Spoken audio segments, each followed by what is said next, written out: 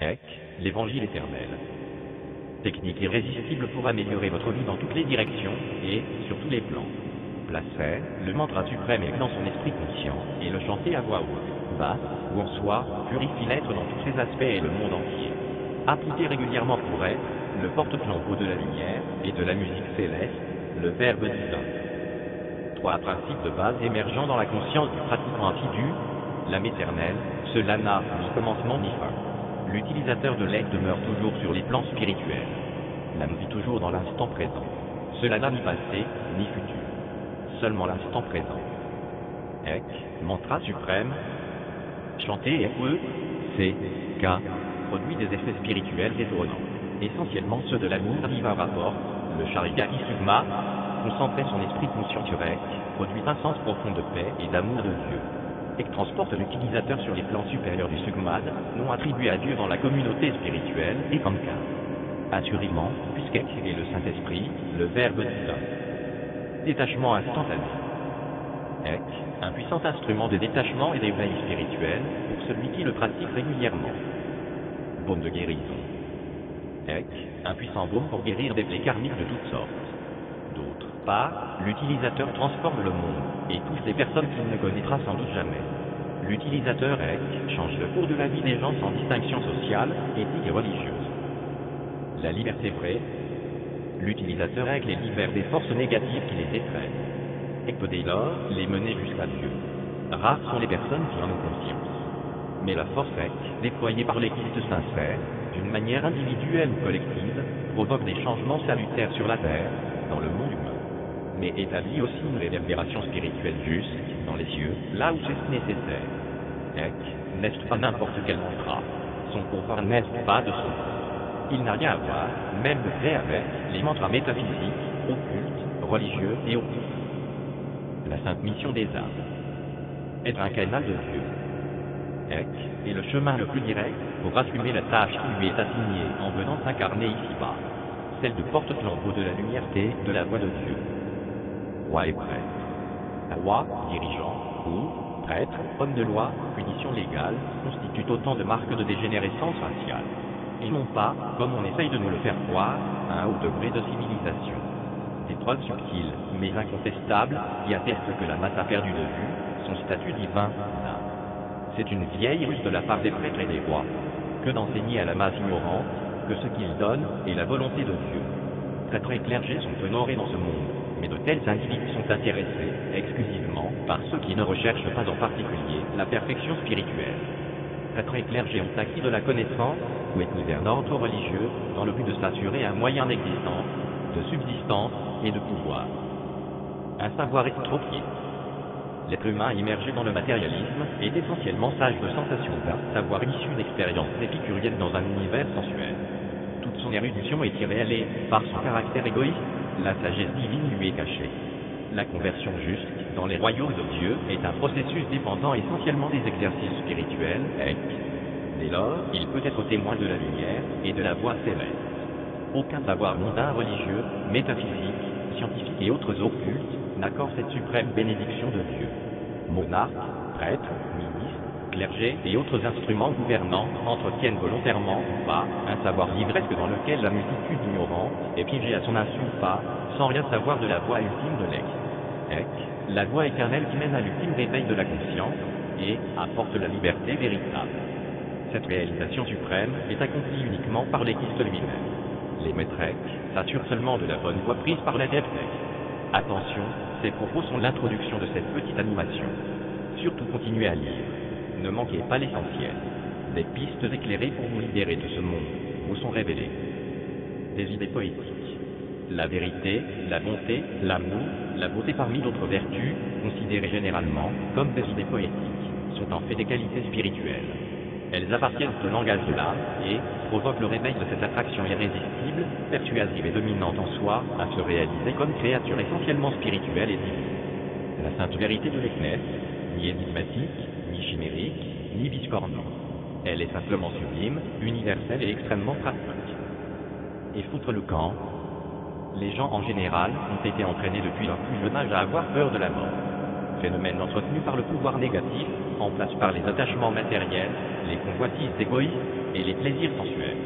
En revanche, l'adepte de la sainte, Waek, ignore le phénomène de la mort, car il sait que ce monde est plein de souffrances et qu'il n'est pas son foyer.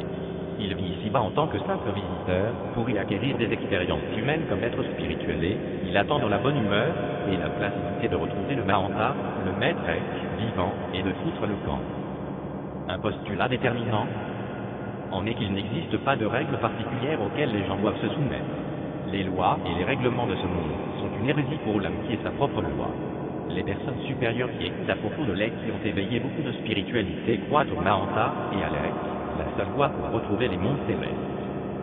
Et qu'elle a vie dans tous ses aspects, et qu'elle essence, le fluide, le Saint-Esprit qui rayonne du cœur de Dieu, et qu'elle a force créatrice qui sustente, nourrit et maintient en vie toutes choses dans les univers du Sulman. Qu'il s'agisse d'un humain, d'un animal, d'un végétal, d'un minéral ou d'une simple mode de terre, et qui ne peut être placé dans le contexte de la matière, de l'énergie, de l'espace et du temps, puisque cela constitue la création de tous ces éléments, et qu'elle a vie en elle-même. Cela est tout simplement. Il est ni grec à rien d'autre que l'être humain ni même l'âme, puisse dire à ce titre. Cela fait toute la différence. Dans la voie spirituelle pour avancer, il est bon de se rappeler de ceci. Dans les plans situés au-dessus des plans psychiques, l'âme ne trouve pas de pause. La lumière est lumière tout simplement. La musique céleste de l'Ex, et uniquement les qualités les plus transcendantes.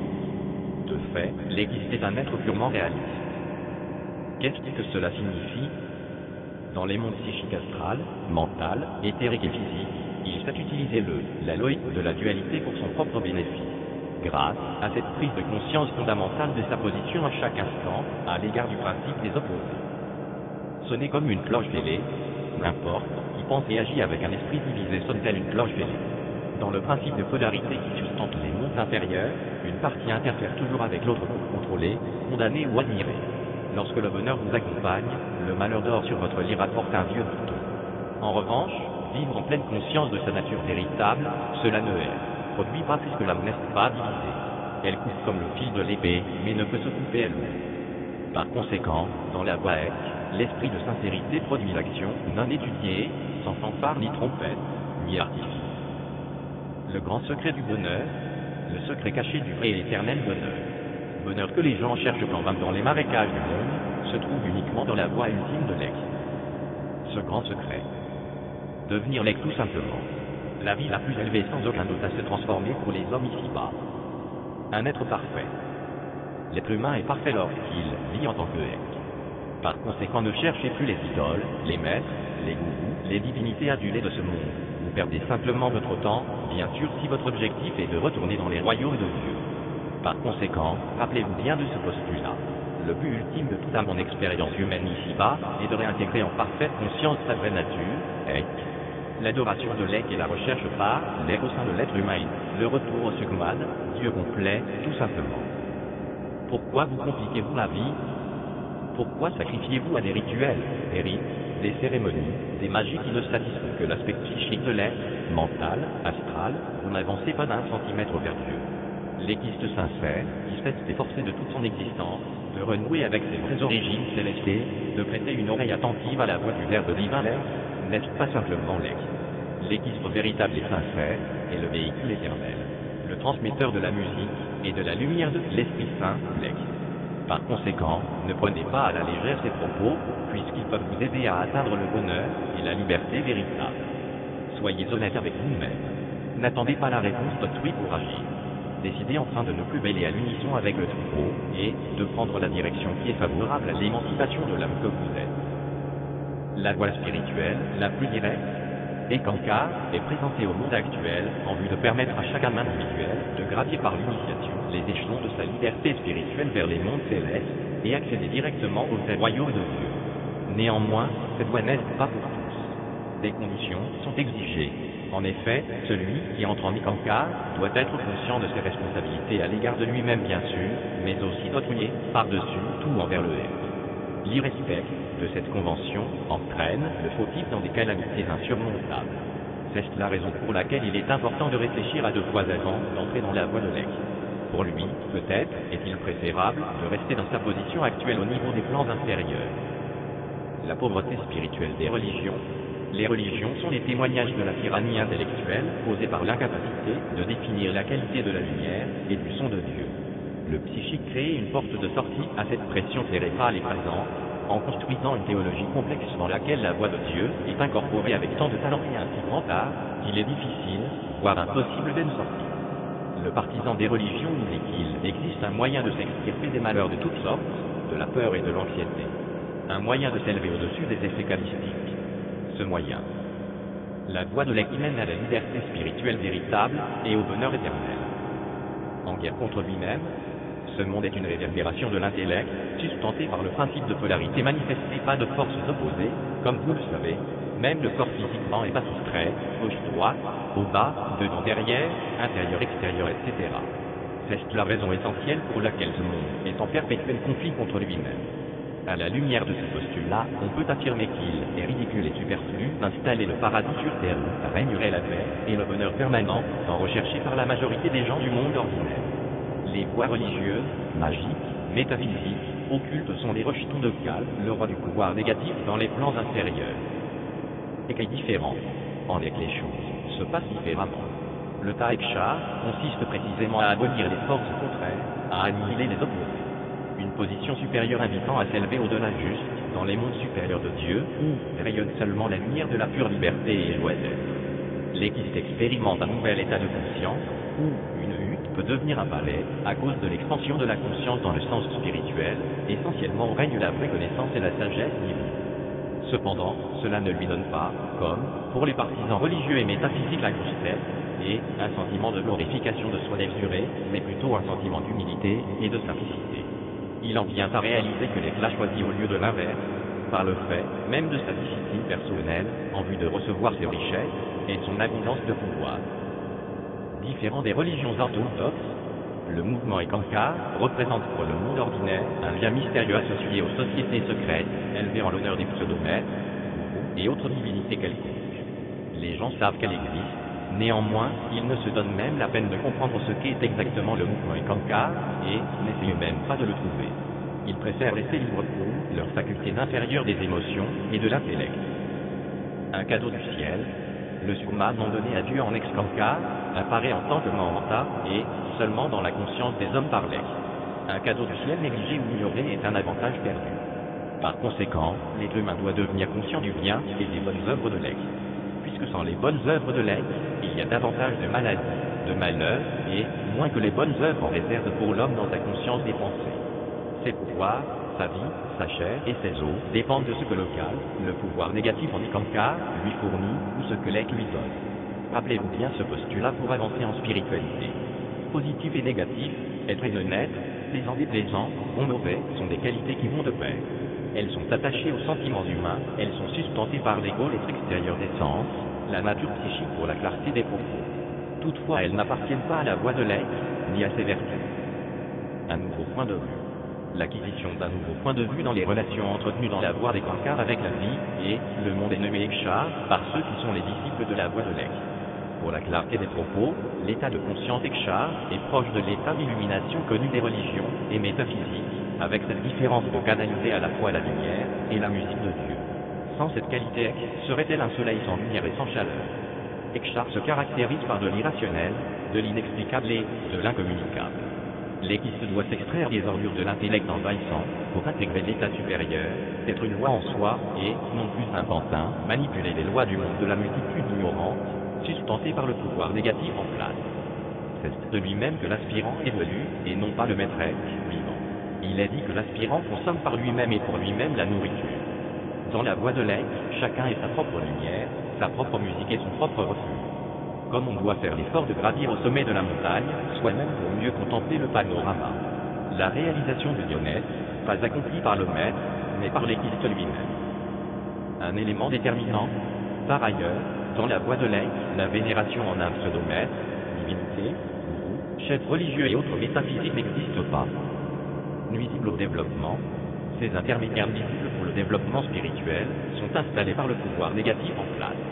Ils ralentissent et retiennent les âmes de Dieu dans les filets du cal, le Satan des catholiques.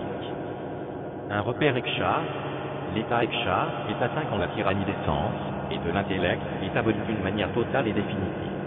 Lorsque l'état de la conscience est déraciné et transmuté en désintéressement en altruisme, tant désintéressé qu'aucune pensée de soi n'existe plus, que l'équiste peut s'accorder avec l'état ekshar. En cela est le but de l'âme dans la voie d'Ek, la voie de l'Esprit Saint. C'est la réalisation de Dieu, la mission et la tâche que l'âme reçoit pour servir au sein des univers du Surman. Il y a conviction absolue pour l'équiste. On n'a pas besoin de lui dire ce qu'est le but, ni ce en quoi constitue son devoir et ses responsabilités à travers l'éternité. Le plus grand cataclysme, comme l'alpiniste qui gravit la montagne pour contempler au sommet. L'équiste doit gravir de lui-même l'échelle de l'évolution spirituelle pour contempler au sommet de la conscience de l'âme. Depuis ce nouveau point de vue, il peut alors contempler avec clarté ce que Dieu, le Surman, souhaite qu'elle, l'âme sache, voie et fasse dans ce monde éblouissant. L'état ekshar consiste dans l'acquisition d'un nouveau point de vue, avons-nous dit sur la vie et les choses en général. Cela est obtenu par l'abstraction et le renoncement de toutes les habitudes de pensée ordinaires qui contrôlent la vie de tous les jours. Ceci est le plus grand cataclysme psychique par lequel le disciple passe. Ce n'est pas une tâche facile, nous rappellent les maîtres spirituels. Comme des miroirs aux alouettes, le disciple sincère de la voie Ek réalise bientôt que les religions du monde s'alignent avec les institutions sociales plutôt qu'avec le vrai courant spirituel de la vie en Ek. Leur clergé prêche une libération de certaines injustices sociales et sont parfaitement dans l'incapacité de libérer leurs droits du karma et de les mener à la réalisation de Dieu. Beaucoup de ceux qui sont piégés par le psychisme deviennent volontiers des adeptes de n'importe quel bandit ou fort, la banderole du gourou ou de maître. Leurs arguments sont semblables à des miroirs aux alouettes qui attirent, mais ne font rien de concret pour le vrai spirituel. Une attraction dangereuse, cela signifie que tout initié de loge ou de lieu de culte est arrêté dans son développement spirituel. Leur promesse de succès spirituel et de récompense matérielle est zéro, et quand bien même ces instructeurs affirment le contraire. Aucune de leurs promesses ne valent pas les mots qui sont prononcés dans le secret de leur temps. Comme un camp disciplinaire, les âmes de Dieu s'incarnent ici-bas en vue de se discipliner à la voie de l'Ek. Ce monde peut être considéré à cet effet comme un camp disciplinaire. Chaque disciple doit démontrer les capacités de maîtriser sa nature intérieure en vue d'être pur de cœur et d'esprit et ne pas se laisser distraire par les artifices du monde. C'est une nécessité et une obligation de se discipliner pour l'équiste. Cela éveille les vertus de l'excel, aimer sans égoïsme, donner sans rien attendre en retour, exercer la vertu, comprendre tout et faire abnégation de lui-même. Sa mission, éveiller la vie dans ses semblables humains, mais sans attacher ni s'attacher à autrui. Il doit faire en sorte de ne jamais se trouver à la charge de qui quoi que ce soit. S'il est roi, il n'est jamais tyran. Il évite autant que possible les choses sociales à propos desquelles les personnes se querellent ou se tuent. En cela, l'Ek exige de chaque individu. L'Ek est invisible. Pour l'homme du monde ordinaire, l'Ek est invisible, inaudible, intangible. L'Ek ne peut être testé. Lorsque cela est présent, il est ni vrai qu'à de lumière. Lorsque cela est bas et absent, il est ni vrai qu'à de ténèbres. Cela n'a aucune caractéristique selon les mesures humaines. Pourtant toute vie jaillit de cela. En soi est cachée une tranquillité où réside l'être divin à partir duquel jaillit la destinée. La personne qui a foi en l'Ek réfléchit le monde autour de lui parce que les deux mondes sont les mêmes. La conviction émane du cœur. La confusion de l'intellect sustente le monde extérieur. Comment se libérer des pressions calistiques? Quel est le Satan des catholiques, avons-nous dit? C'est le roi des mondes inférieurs. Il a plein pouvoir sur l'existence des âmes en entraînement ici-bas et par conséquent sur leur karma. Voici un dialogue de rebazar d'âmes pour vous aider plus facilement. Laissez sa foi, sa confiance interne briller de toute leur lumière hors de soi. Retirer les obstacles intérieurs. S'ouvrir à la pure vérité de Dieu. En ces trois attitudes impulsives et régulières, se découvre une formule idéale, la libération d'une tension psychique accablante, dans le son sacré U. C'est ce mantra sacré, toutes les forces positives humaines qui poussent de l'avant, qui font exploser les limites étouffantes et briser les chaînes esclavagistes de l'ignorance qui sont homogènes et centralisées sur l'Ek, semblables à la pointe d'une flèche pointe. Par conséquent, en conclusion à cette courte vidéo, regardez en soi dans les profondeurs de l'Ek et savoir dès lors où est la vie pour soi point. Annexe. Extrait du livre 2, le Charigaki Sugma de Paul Fitchell, copyright 1982 et Kankar, MN 55017 USA. Extrait de l'ouvrage Charigaki Sugma, livre 2, Paul Fitchell, copyright 1982 et Kankar. PO Box 2000, Champ à 100, Minneapolis, USA, Ek, et Kankar, parmi d'autres sont non protégés. Animation créée avec les logiciels PowerPoint, photo de Microsoft, Crazy Video Maquet et un Picture Studio 11.